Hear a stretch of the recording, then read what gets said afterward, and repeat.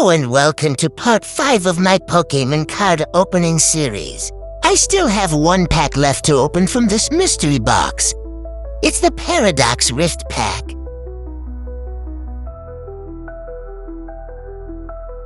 Manifesting that last pack magic luck.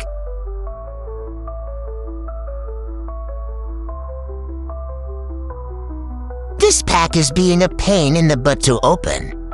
Maybe it's hiding some heat and doesn't want to give it up.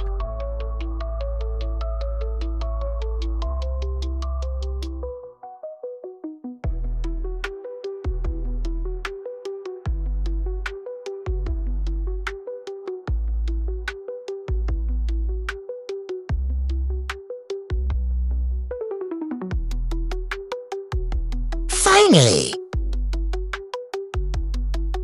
It's Seed Impulse. Trubbish.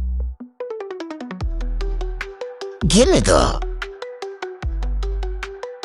Wiglet. Jirachi. Professor Sad's Vitality. Minya.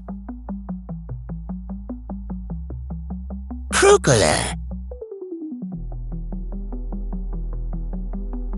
Reverse Holopanzer.